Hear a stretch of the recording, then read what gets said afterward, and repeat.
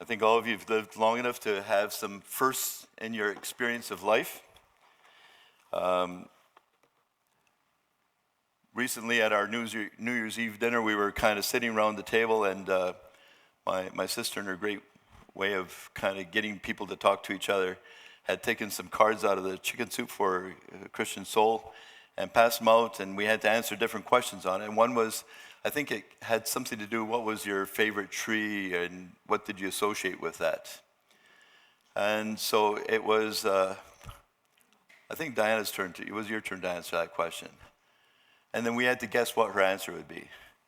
I said, hands down, I know what it's going to be. It's going to be a lilac. Because I can remember back to when I was 18 years old, and we were just beginning to date. And it was under the lilac tree just outside the bedroom window of her parents, a little bit secluded, hidden, that I kissed her for the first time. I can remember it today as it was yesterday, dear. I can also remember other things. There's another memory that I have that isn't quite as romantic, but it was significant to me. I was actually 10 years old. 10 years before that, it was when I was 8 years old. And I'm a son of a missionary. There were 3 of us kids in missionary camp. We used to fly from Ecuador, where we lived, to Miami and buy a car, and then travel across America, the United States, and across Canada. My mother was American. Her family lived in the Midwest, and my dad's family mainly lived in Vancouver. We're going to end up in Vancouver for the school year. So from about the end of May to the middle of August, we lived out of a car. And we traveled across. We were basically homeless for those months. But I distinctly remember we were stopped by the side of the road, which we often did, for lunch. Lunch was open up a can of cold pork and beans, take out a couple of slices of bread and Velveeta cheese. You know what Velveeta cheese is? And slap that on there, and that was our lunch. We didn't, when you're being very frugal and trying to cut costs, you don't stop at restaurants. You didn't stop at McDonald's. We didn't stop at any of these places to eat. We had to stop there. We were stopped by it was someplace in the Midwest, in the Great Plains area. And for the first time in my young life, I heard a sonic boom. Have you ever heard a sonic boom? A sonic boom happens when the jet is traveling faster than the speed of sound. And what happens is it pushes up the waves, the sound waves in front of it. And eventually it goes so fast that it passes its sound waves, which then go over top of the jet and come back together like a giant clap. And if you're right underneath it, it sounds like a thunderclap, like somebody really clapped their hands really loud. I was really impressed. I've read up on that, and I thought that was interesting. And I realized that for a long time, it was thought the going faster than the speed of sound was thought to be an impassable wall. In fact, during World War II, when you had mainly propeller powered jets, when they would approach the speed of sound, the plane would actually begin to shake so bad and propellers would begin to fall apart. They could not withstand the pressure that was built up on the plane at that result.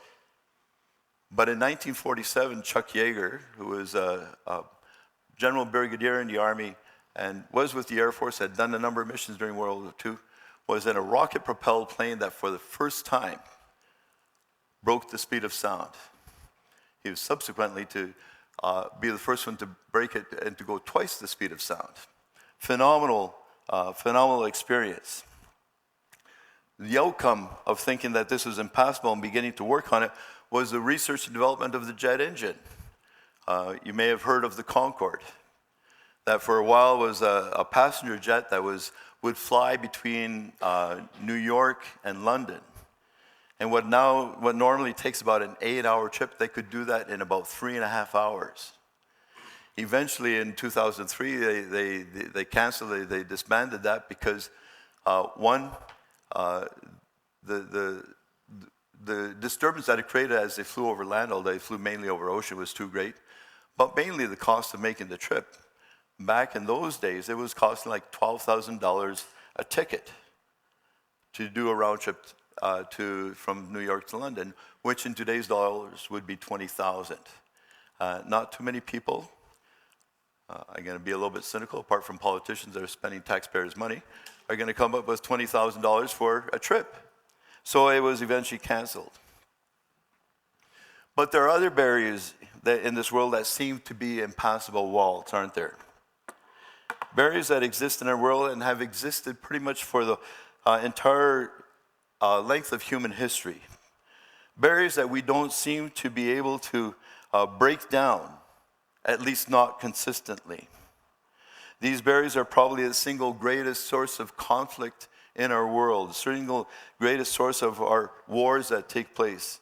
And our inability to overcome them is often the main reason why we seem to find it difficult, if not downright impossible, to live at peace with each other. So what are these barriers? Well, barriers such as racial and ethnic differences. Those things that separate us and make us different from each other and set walls sometimes between us. Those racial and ethnic differences inevitably lead to cultural barriers, cultural differences that keep us apart. And also to language barriers, that different races will speak different language. But then there are other barriers based on socioeconomic standards and status and social class. You know, it's not only India that has a caste system, we have a caste system of our own, it's just not official. But there's a caste system within Canada and within North America. We treat people differently according to their social and economic standing, according to who they are. There's political and nationalistic beliefs that create barriers. Our politics sometimes polarize our nation and polarize even families in terms of not being able to agree with each other, get along. Nationalistic beliefs, nationalism creates that sense of not working together with other countries. But what about the barriers that are created by religious beliefs? There are literally thousands of different religions in the world today. Although about 3/4 of the world's population follow the four big ones, Christianity, Islam, Hinduism, and Buddhism. It's worth taking note of the fact that there's an estimated about 45,000 different Christian denominations. 45,000. What was Jesus' prayer? That you would be one. You know how denominations come about? It's when we have our disagreements and our falling out and our fights with each other, we don't agree on certain things. They could be narrowed right down to about 300 different distinct religious traditions. This is simply within Christianity itself. Add to that, there's a significant percentage of people who identify themselves as non-religious or as atheist or agnostic. What about age and generational differences? We now almost get obsessed with labeling different generations and finding different characteristics about them and then, in a sense, fitting them into a box and not allowing them to be different than who they really are. There's gender differences, including how we even define and determine what gender is. Let's just agree that we don't agree on how that is defined and determined in the world that we live in. That is our world. And it creates barriers. And it creates barriers in the church as well. Disability. All these barriers can be seen and manifested and experienced in various ways, and systemic discrimination that takes place. When my son died a number of years ago, and his partner being First Nation, Indigenous, and I went to bat for her to help her find and access different services that should have been hers to get. When I would call in, it was, Mr. Dyck, we can help you out with all these things. And eventually they needed to talk with her. When she called in, she got a whole different reception or lack of reception, a lack of welcome. There was an automatic suspicion, what are you trying to rip us off? It's a systemic discrimination against different people and different cultures and different racial groups that exist by good people who wouldn't even think of themselves as discriminating. It's manifested through social exclusion and isolation, inequity in access to services in healthcare, education, employment. class distinction, the value and worth that we attribute to individuals. And sad to say, these barriers are often manifested in churches that claim to be followers of Jesus as well. See, the reality is that prejudice and discrimination pervade almost every aspect of our society and our lives, often in such subtle ways that we are unaware of it in our own lives, apart from how we might be affected at some point in time by our experience of prejudice and discrimination at the hands of others directed towards us. The reality is, we are all ethnocentric. We all have a culture of our family of origin that has influenced how we think and how we see the world around us and how we see others. And that environment of that perspective that we have is developed as we connect with peers, as we go to school and we get education and we read the media. The question is, are we aware of how that affects our interaction with others? See, prejudice is, at its core is based on preconceived attitudes and opinions that we have about and toward others who are different from us. Those differences may be racial and cultural, but they're also related to a whole lot of the other barriers that we just talked about. These opinions and attitudes are conditioned in us by the environment in which we are raised and live. And we may be blissfully unaware that they are there and how negative they are and how they affect how we live and relate and connect with other people. Discrimination takes place when those racial prejudices, take govern our actions and our thoughts and the way we treat others, and they grow out of our prejudices. Our understanding of these barriers is often complicated by the media, which is inevitably biased one way or another. And in particular, social media. Today, people are so influenced by social media. It is really, I think, one of the blights on our society. Because we swallow things, we believe things just because somebody posts up. Now, anybody can start a blog and be an expert with no credentials and no bearing for be that, and they have followers, and we begin to believe in them. Believe what we see written there, said there. We often experience what psychologists refer to as affirmation confirmation. That is, we take what fits with our perspective and what we have already come to believe, and we ignore everything else that comes our way that actually goes in contrary, would be in conflict or contrast to that. As some of the lyrics by a song by Paul Simon. Anybody aware of Paul Simon? Simon and Garfunkel? I can date myself here. A song called The Boxer. He has a phrase in there, he has some tremendous lyrics. He says, a man believes what he wants to believe and disregards the rest. Well, try as we might, and having taken many different approaches to trying to resolve these tensions and serious social and economic issues that these barriers raise, we have simply been unable to do so. And for the most part, we find ourselves often at a loss to know how to address them in any kind of effective and consistent way, don't we? I mean, laws are passed, and governments and organizations put in place policies that are intended to actively promote justice and fairness and fair treatment and inclusivity. But as good as those are, and they're necessary, I'm not disregarding that, they don't address the root of the problem, which is the heart of the person. So you can regulate by laws behavior, but the law never changes the heart. The heart behind that will always be the same regardless. You can legislate and regulate behavior to a point, but there are no laws or policies which will ever change a person from the inside out, who they really are deep down inside. So what are we to do? What can we do? I think we find ourselves at times in the same place that Paul was when he wrote these words to the letter of the Romans. He says, what a wretched man I am. He was talking about wanting to do what is right, but always doing what is wrong. He says, what a wretched man I am. He says, who will rescue me from this body that is subject to death?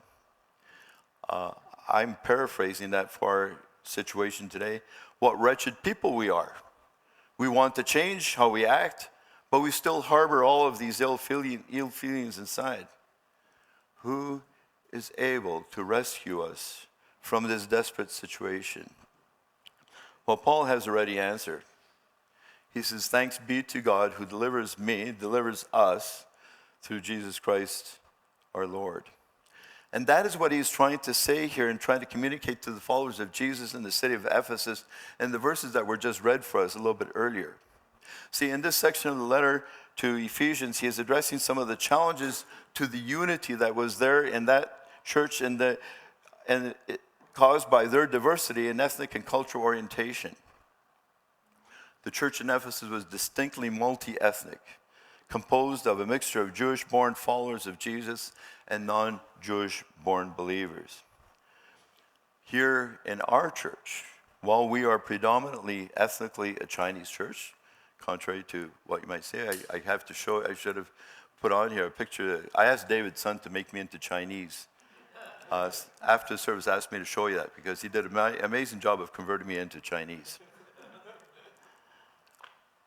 I'm starting to really like Chinese food, so I think I'm starting to change from the inside out. But here in our church, while we are predominantly ethnically Chinese, a Chinese church, although in our English ministries we want to work and we want to intentionally work towards having greater diversity, we are still composed of 3 congregations, separated by language. A larger group that is Cantonese speaking, a smaller group that meets upstairs right now that is Mandarin, and then we have an English service here. Recognizing that this can easily become a source not only of separation, but also of division, the leadership of this church has established as our theme this year, a year, by the way, that we are celebrating our 45th anniversary. We've set this aside a theme to work intentionally toward that of developing unity in diversity. That is to recognize that while we have a common purpose and mission that unites us, that inspires us, that developing fully devoted followers of Jesus, we go about fulfilling that purpose and mission in different ways. You would have found out how different we can do things last Sunday if you were here. And some of you are probably relieved to come in and see all the chairs in a row again. Don't get used to it. We'll be in groups again. We'll rearrange. I always, in my previous church, when we had to take the pews out for special functions, I always tried to turn every other pew around so that instead of facing this way, you faced each other. Because the way we set things up, it's as though the main thing happens up here. It doesn't. The main thing happens there. And we need to find ways to relate with each other and connect with each other if anything that takes place up here is actually going to take into root in your lives out there. That's why, by the way, I encourage you to stay for adult Sunday school after the service because we will discuss some of this stuff a little bit further. But unity is not uniformity. But means for us, as Paul challenged the Philippians simply when he wrote to them, he says to be like-minded, having the same love, being one in spirit and one in mind. So what does it take to accomplish that? Does it just take willpower and just determination and grit and saying, okay, this is what we're going to do? I think it takes a whole lot more. It takes something totally different. And how we accomplish and maintain that is in part what Paul is in this section to the letter that is known as his letter to Ephesians talks about. Now again, the church in Ephesus was distinctly multi-ethnic, composed of these different groups of people, mainly Jewish-born followers and non-Jewish. And it seems that this distinction between these two groups had become somewhat of a source of division in that church. You see, the Jews referred to anyone who was not of Jewish heritage as Gentiles. So when you come across the word Gentiles in the Bible, it can mean anybody from anybody else. We are all Gentiles if we're not of Jewish heritage. And they did so feeling a sense of an air of superiority to them, to those who were not of Jewish heritage. And when he notes that they do so, they call you, then others, the Gentiles, the uncircumcised.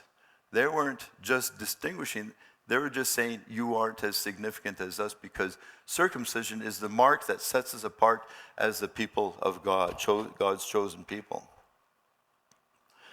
So they were of the fact that Gentiles, to be recognized as true followers of Jesus, actually needed to undergo circumcision, which, as a guy would say, that would kind of limit my conversion rate.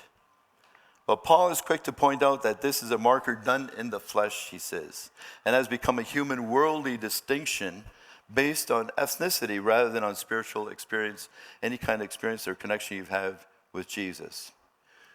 Raises the question, at least it does in my mind, are there markers that we have, perhaps ones we're not even fully aware of, that determine whether we decide whether somebody fully belongs or not?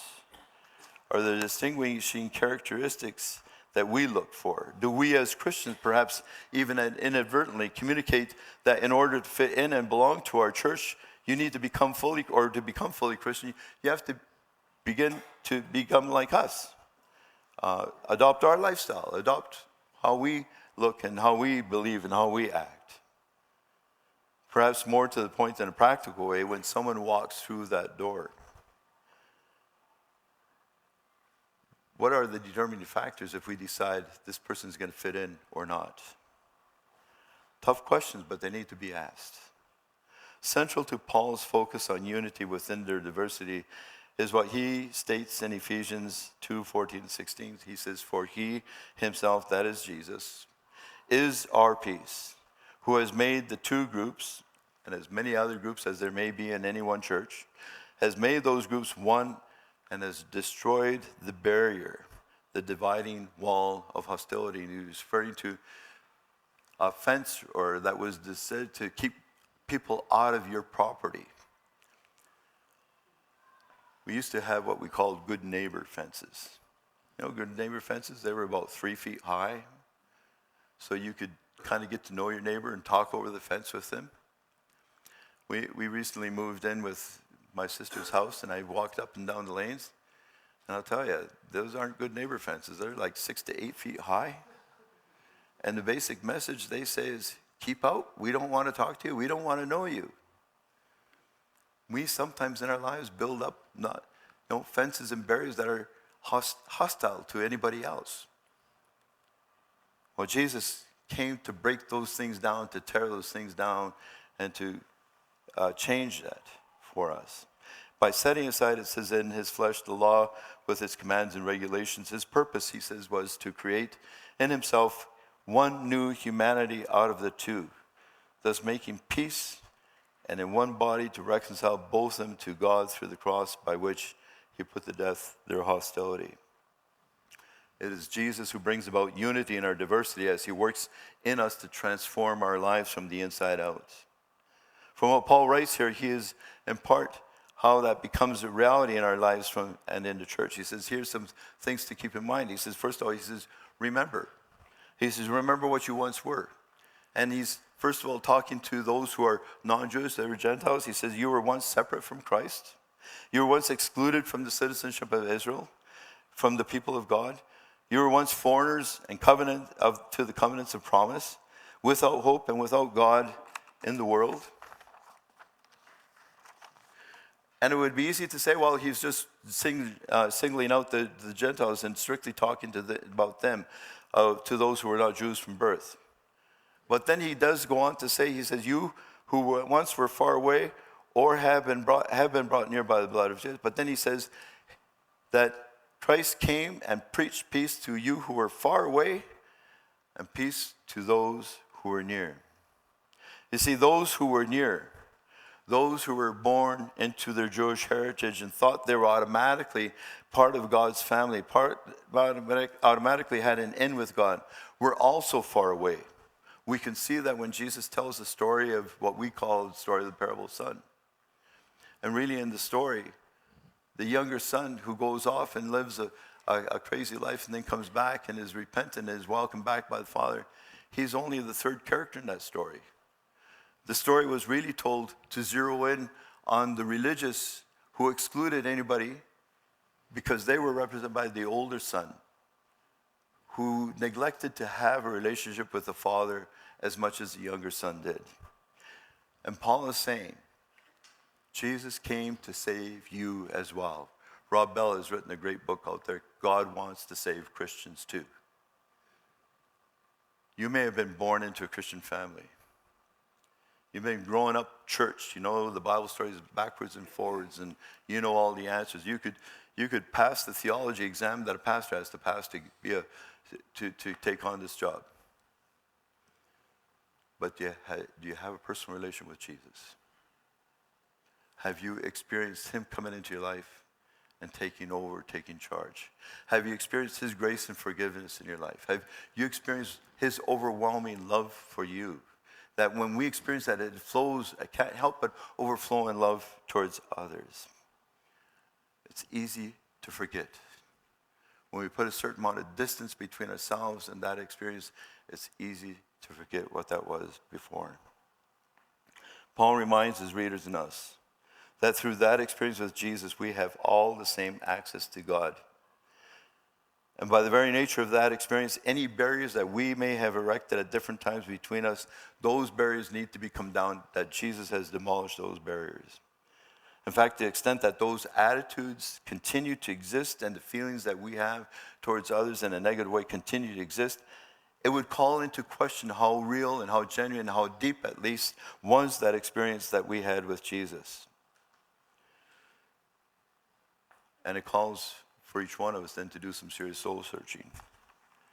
When we have experienced God's overwhelming love for us, it can't help but overflow from us.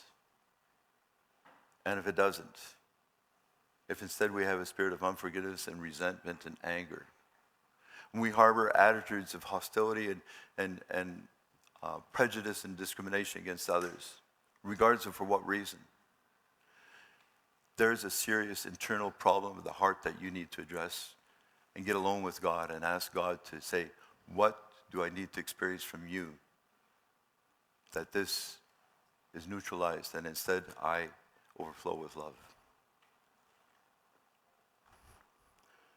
He says that Jesus in the flesh, that is identifying with our humanness, set aside the law and its commands and regulations. And by that, he's not saying that Jesus abolished that. Jesus himself said, do not think that I've come to abolish the law or the prophets. I have not come to abolish them, but to fulfill them. He wanted to show by his very life. And it's not that it doesn't matter how you live, he's saying. It's your purpose and your attitude that what inspires you to live that way, which is the love. And he replaced that. He says, love God with all your heart, all your soul, all your mind, all your strength. Love your neighbor as yourself. All the commands are summarized in this: living a life of love. Love essentially is what it ultimately breaks down those barriers and separates us and divides us. But unless we have experienced that God's overwhelming and overflowing love in our lives, we will find it impossible to break down barriers. Those barriers will continue to erect themselves. We first need to come into that kind of experience and then be reconciled with God, as Jesus said.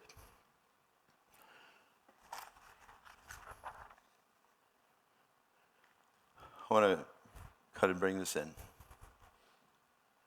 Paul reminds his readers and us that through this experience with Jesus, we all have the same access to God. And by the very nature of that experience, any barriers that we have erected with God's have been demolished or need to be demolished.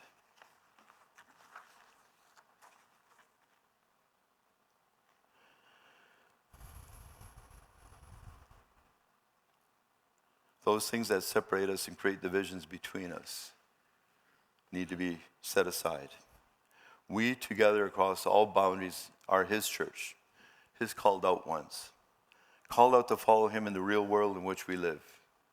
And not only by going to church, which is just a building here in many ways, but going out into the real world and engaging in fulfilling his mission as calling the world. We will be talking about that next Sunday a little bit more when we talk about what it means to step out in faith. So how are we doing with all this? What are the barriers that we as a community of faith, as a church that bears the name of Pacific Grace MB Church, bears the name of Jesus, need to deal with?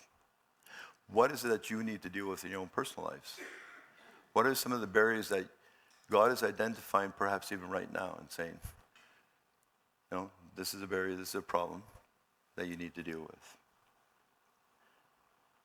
Here are some things, and I'm going to give you some homework, not just for this week, but for the rest of your life.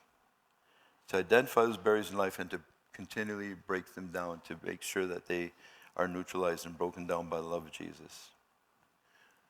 As you identify people or people groups that you have put up barriers against, and it could be other people within this church,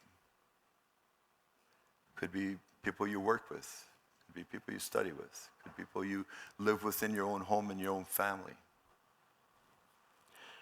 Here's a simple, not necessarily easy, but some practical suggestions of how you can begin to break those things down.